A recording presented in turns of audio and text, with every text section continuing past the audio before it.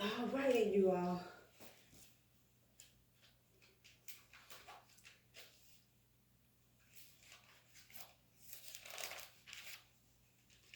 Let the Most High words be true, and let every man's word be a lie.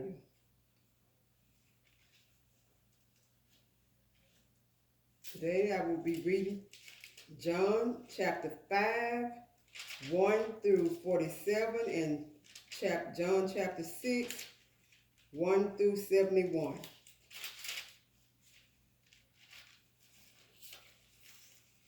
All righty. After this, there was a feast of the Jews, and Jews went up to Jerusalem. Now there is in Jerusalem by the sheep gate a pool, which is called in Hebrew Bethesda, having 5 porches. And these lay a great multitude of sick people, blind, lame, paralyzed, waiting for the moving of the water. For an angel went down at a certain time into the pool and stirred up the water. When whoever stepped in first after the stirring of the water was made well of whatever disease he had. See, they had disease back then also. Now a certain man was there who had an infirmity 38 years. When our Messiah saw him laying there and knew that he already had been in that condition a long time, he said to him, "Do you want to be made well?" The sick man answered him, "Sir, I have no man to put me into the pool when the water is stirred up. But while I am coming, another stepped down before me." So while he's getting ready to come and getting ready to step down, another man stepped down before him because he can move faster. We all been in that situation. Our Messiah said to him, "Rise, take up your bed and walk." And immediately the man was made well. He didn't even have to get in the pool. Took up his bed and walked. And that day was the Sabbath. The Jews therefore said to him, "Who was cursed? I'm sorry, who was cured? And if it is the Sabbath, it is not lawful for you to carry your bed." Because you're not supposed to work on the Sabbath. So that's why he said that for you young people that don't know what they're talking about. He answered them, "He who made me well said to me, 'Take up your bed and walk.'" Then they asked him, "Who is the man who said to you, 'Take up your bed and walk'?" But the one who was healed did not know who it was, for our Messiah had withdrawn, a multitude being in that place. Afterward, our Messiah found him in the temple and said to him, "See, you have been made well. Sin no more, lest a worse thing come upon you." Oh, so he got made like that from sinning, according to our Messiah. So I guess sinning, a lot of stuff can come your way just from sinning. According to our Messiah, not my words. The man departed and told the Jews that it was our Messiah who had made him well. For this reason, the Jews persecuted our Messiah and sought to kill him, because he had done these things on the Sabbath. So keep in mind, they had to do all of this. Our Messiah had to die for us all, for all our sins. But our Messiah answered them, "My Father has been working until now, and I have been working." Therefore the Jews sought all the more to kill him, because he not only broke the Sabbath, but also said that Elohim was his father. Wow. Making himself equal with Elohim. He's the Trinity. He is man form of Elohim. Then our Messiah answered and said to them, Most assuredly, I say to you, the Son can do nothing of himself but what he sees the Father do. For whatever he does, the Son also does in like manner. For the Father loves the Son and shows him all things that he himself does. And he will show him greater works than these, that you may marvel. For as the Father raises the dead and gives life to them, even so the Son gives life to whom he will.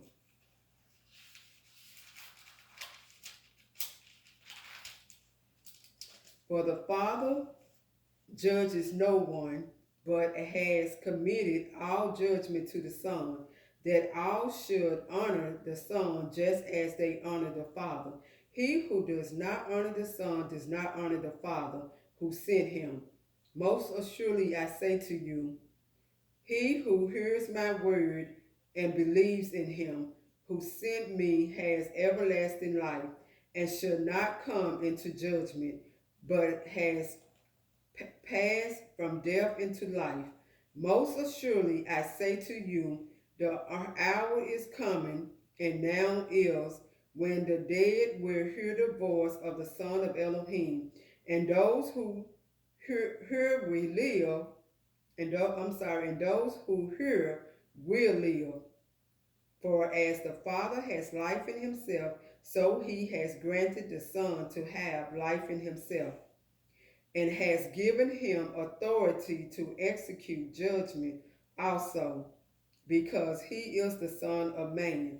Do not marvel at this, for the hour is coming in which all who are in the graves will hear his voice and come forth, those who have done good to the resurrection of life, and those who have done evil to the resurrection of condemnation. So the people that have been doing evil on this earth, they gonna be they going to the resurrection of condemnation. They gonna be condemned for the evil that man has done and woman and kids have done. I can of myself do nothing as I hear. I judge, and my judgment is righteous, because I do not seek my own will, but the will of the Father who sent me. If I bear witness of myself, my witness is not true. There is another who bears witness of me, and I know that the witness which he witnesses of me is true. You have sent to John, and he has borne witness to the truth. Yet I do not receive testimony from man, but I say these things that you may be saved. He was the burning and shining lamb, and you were willing for a time to rejoice in his light.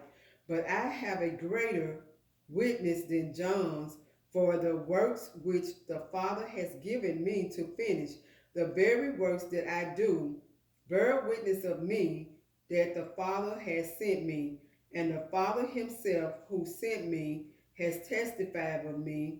You have neither heard his voice at any time, nor seen his form, but you do not have his word abiding in you, because whom he sent, him you do not believe. So that means he don't have his word abiding in them, because they don't believe, because whom he sent, him you do not believe. That's why.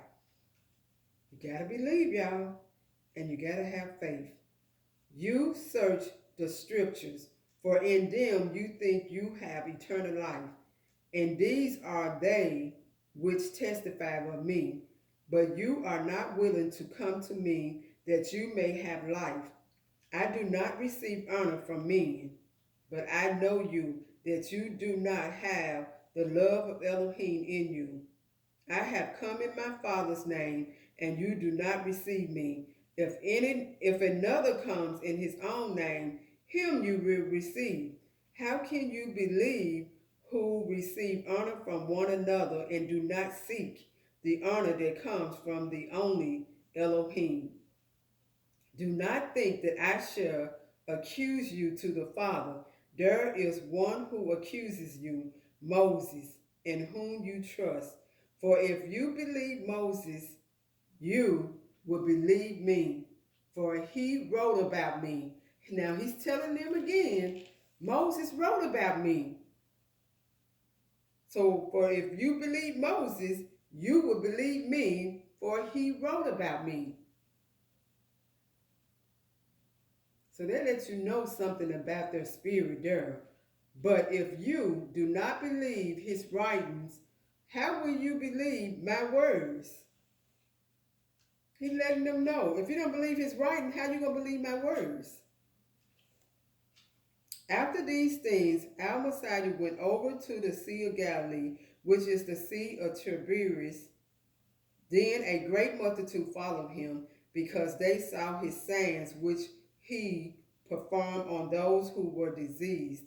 And our Messiah went up on the mountain, and there he sat with his disciples. Now the Passover, a feast of the Jews, was near. Then our Messiah lifted up his eyes, and seeing a great multitude coming toward him, he said to Philip, where shall we buy bread that these may eat? Now, I don't know why he would say that these may eat. What is these may eat? I think somebody may have made a mistake. I'm not sure. It could be a mistake. Because why would the Messiah talking correctly here and then he says that these may eat? But this he said to test him, for he himself knew what he would do. And don't get me wrong, don't get caught up in the words, because whoever mess with the Bible, they're going to receive all the plagues of the Bible. So don't get caught up in it. And the Most High he'll show you some things that they did, that they took out. He'll show you when you start asking the Ruach HaKodesh to guide you through all understanding. You're going to be amazed. Trust me on that. You're going to be amazed. You're going to start seeing things you never saw before. Talk about open up doors. He's going to open up some doors. You're going to see stuff in the Bible you never saw before. Where shall we buy bread that these may eat? But this he said to test him, for he himself knew what he would do. Philip answered him, 200 denarii worth of bread is not sufficient for them, that every one of them may have a little. One of his disciples, Andrew, Simon, Peter's brother, said to him, there is a lad here who has 5 barley loaves and 2 small fish, but what are they among so many? Then our Messiah said, make the people sit down. Now there was much grass in the place, so the men sat down in number about 5,000. That's a lot of people, you all, a lot of souls he had to feed. And our Messiah took the loaves, and when he had given thanks, he distributed them to the disciples, and the disciples to those sitting down, and likewise of the fish as much as they wanted. So when they were filled, he said to his disciples, gather up the fragments that remain so that nothing is lost. And when he tell you to do these things, you must do it. Get every bit of them, all the fragments.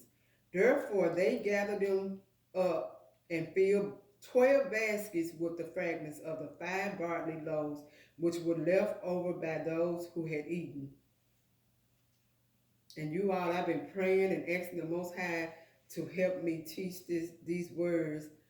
So I'm just keeping my faith that He gonna help me, and He gonna help me to grow. And one day I'm gonna be a powerful speaker to the world. So I'm just keeping my faith, and you all gonna see a difference made. Thanks to my Most High, I give Him all the glory. I ask Him, and He gonna give it to me. You will see.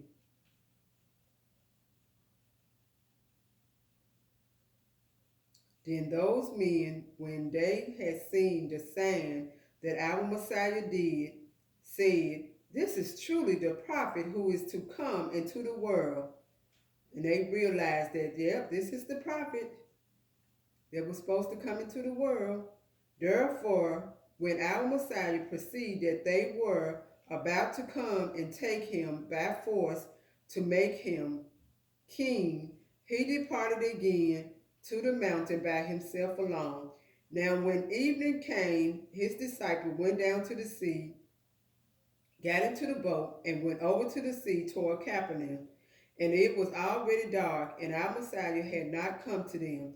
Then the sea arose because a great wind was blowing. So when they had rowed about 3 or 4 miles, they saw our Messiah walking on the sea and drawing near the boat, and they were afraid. But he said to them, "It is I, do not be afraid." I would not have been afraid. I would have been so shocked and excited. Like, how you do that? And can you show me how to do it?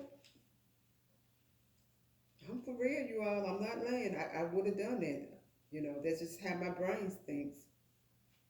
But he said to them, "It is I. Do not be afraid." I know I read it again. Then they willingly received him into the boat, and immediately the boat was at the land where they were going. On the following day, when the people who were standing on the other side of the sea saw that there was no other boat there except that one which his disciple had entered, and that our Messiah had not entered the boat with his disciples, but his disciples had gone away alone. However, other boats came from Tiberias near the place where they ate bread after the Lord had given thanks. When the people therefore saw that our Messiah was not there, nor his disciples, they also got into the boats and came to Capernaum, seeking our Messiah. And when they found him on the other side of the sea, they said to him, "Rabbi, when did you come here?" And what did I say Rabbi mean? Teacher. Our Messiah answered them and said, "Most assuredly I say to you, you seek me, not because you saw the signs, but because you ate of the loaves and were filled up, filled. Not filled up, but filled. I don't want to change or add to it. Do not labor for the food which perish, but for the food which endures to everlasting life, which the Son of Man will give you, because Elohim the Father has set his seal on him." Then they said to him, "What shall we do that we may work the works of Elohim?" Our Messiah answered and said to them, "This is the work of Elohim, that you believe in him whom he sent." So he's telling them, this is the work of Elohim, that you believe in him who he sent. No question asked after that. They should believe. Therefore they said to him, "What sign will you perform then, that we may see it and believe you?" Wow. "What work will you do? Our fathers ate the manna in the desert, as it is written, he gave them bread from heaven to eat." Then our Messiah said to them, "Most assuredly I say to you, Moses did not give you the bread from heaven, but my Father gives you the true bread from heaven. For the bread of Elohim is he who comes down from heaven and gives life to the world." So he's telling them about the Elohim's bread. And it comes from heaven and gives life to the world. And that's our Messiah. He's the bread and the blood to drink.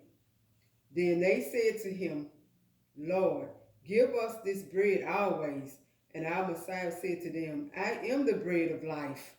He who comes to me shall never hunger, and he who believes in me shall never thirst. He's letting them know that. But I said to you that you have seen me and yet do not believe. All that the Father gives me will come to me, and the one who comes to me I will by no means cast out. For I have come down from heaven not to do my own will, but the will of him who sent me.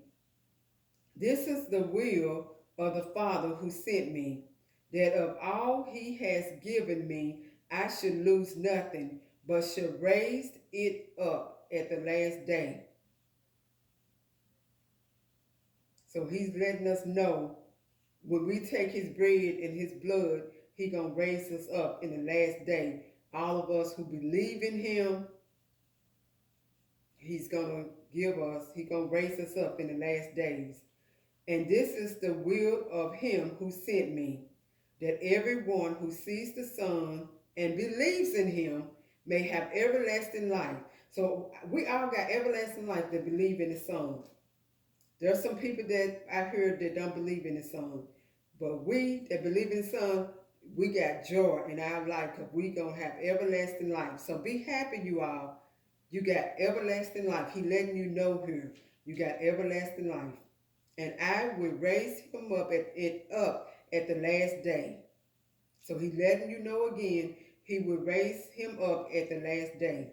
At the end of the world, he going to raise us back up. He's letting us know this.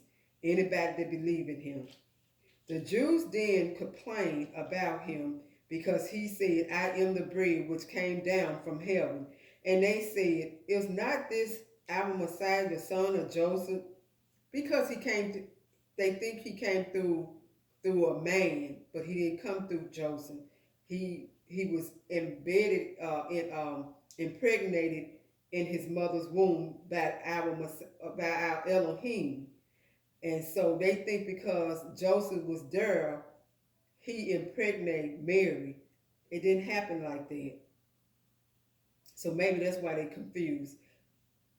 Is not this our Messiah, the son of Joseph, whose father and mother we know? How is it then that he says, I have come down from heaven? He did. Because if you read the Bible, you would know this.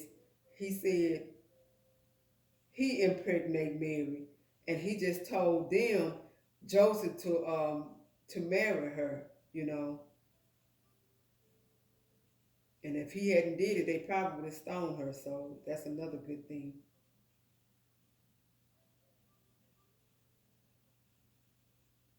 Our Messiah therefore answered and said to them, do not murmur among yourselves.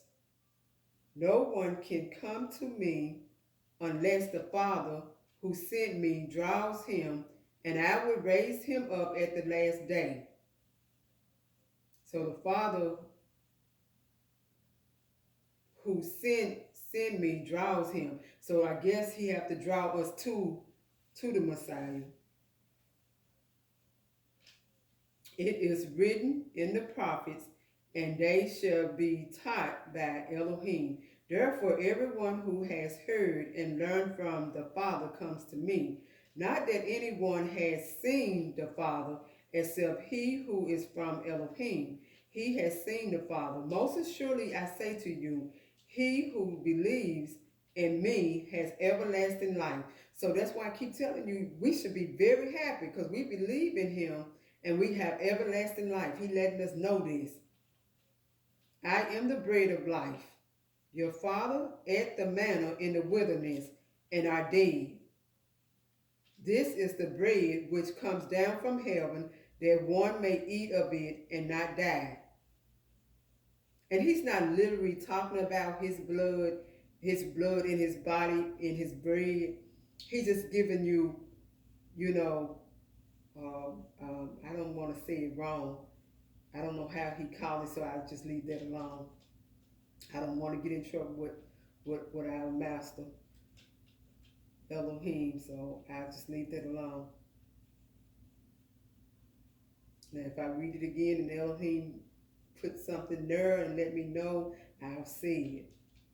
But right now, I'm going to leave it alone unless he put that thought in my mind, what to say, I'll say it.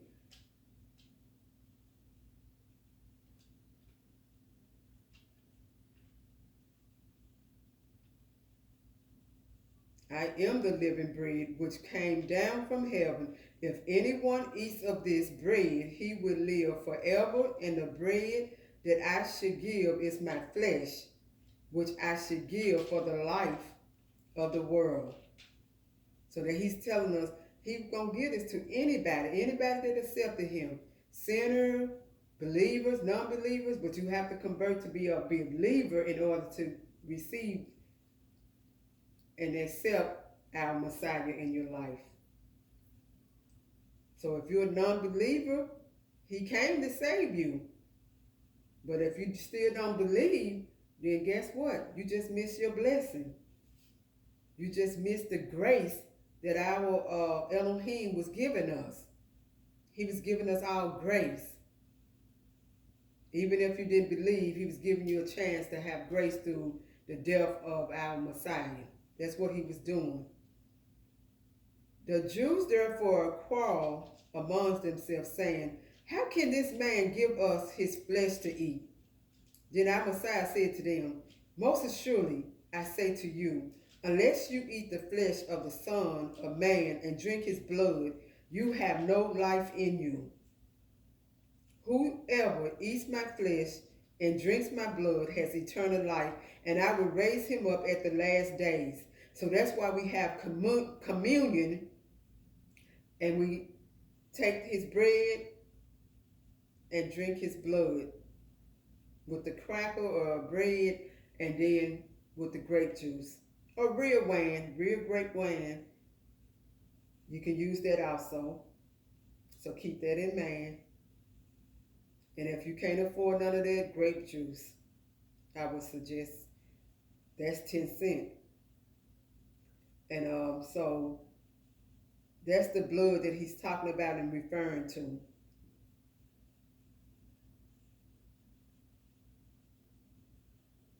For my flesh is food indeed, and my blood is drink indeed. He who eats my flesh and drinks my blood abides in me, and I in him. So we do that monthly. You can do it monthly. You can do it, he said, as often as you want. You can do it more than 2 months, 2 times a month, 3 times a month, 4 times, as often as you want. We do it once a month, but I think I'm going to start doing it twice a month.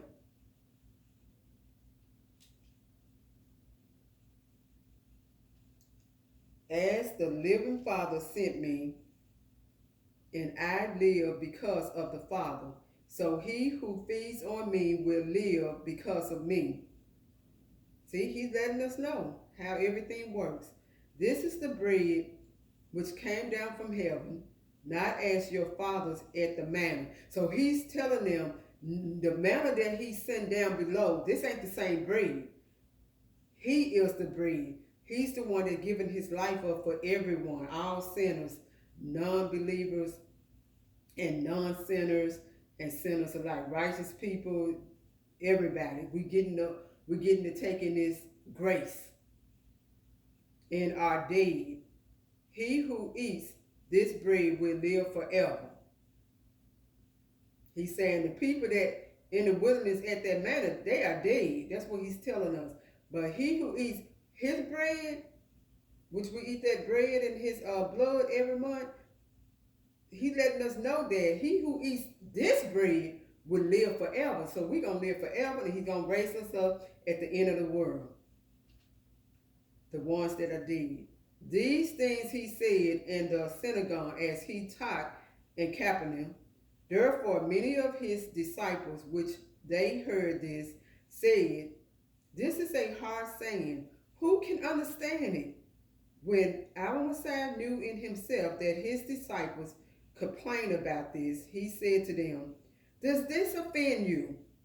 What then if you should see the Son of Man ascend where he was before? It is the Spirit who gives life. The flesh profits nothing. The words that I speak to you are spirit, and they are life. but there are some of you who do not believe. And I hate to say it, I won't want to be you. For our Messiah knew from the beginning who they were who did not believe and who would betray him. And he said, therefore I have said to you that no one can come to me unless it has been granted to him by my Father. And so we couldn't come to him unless it was granted by his Father, which is now our Father, which is in heaven. Because we came through him, our Messiah, and now he's our Father. And he granted it to us when he gave us grace. From that time, many of his disciples went back and walked with him no more. So they didn't believe him, and so they left and walked with him no more. But he still had the 12 disciples though. Then our Messiah said to the 12, do you also want to go away? It wouldn't be wise, huh? But Simon Peter answered him, Lord, to whom shall we go? You have the words of eternal life. Smart man. Also, we have come to believe and know that you are the Hamashiach, the Son of the living God. I love saying the living God. Our Messiah answered them, did I not choose you, the 12, and one of you is a devil? So he letting them know that I know one of y'all got a devil in you, one of you is the devil. And you know, we read somewhere else where the Elohim allowed the devil to enter Issachar. Judas Issachar, he allowed the devil to enter him.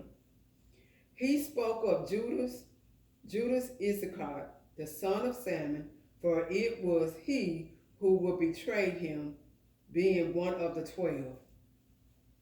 Yep, the end. So he knows all, just like the Messiah, Elohim. The Messiah knew all too, just like Elohim knows all. But he still had to do the will of our Elohim. So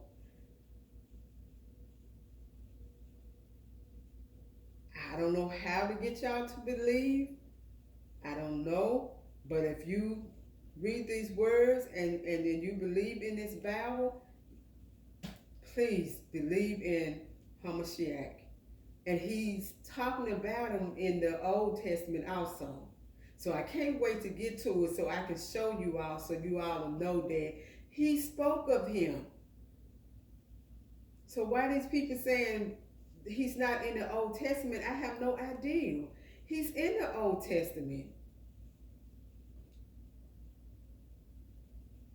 And I'm sorry people are getting caught up on that. He's in the Old Testament. We read it. We read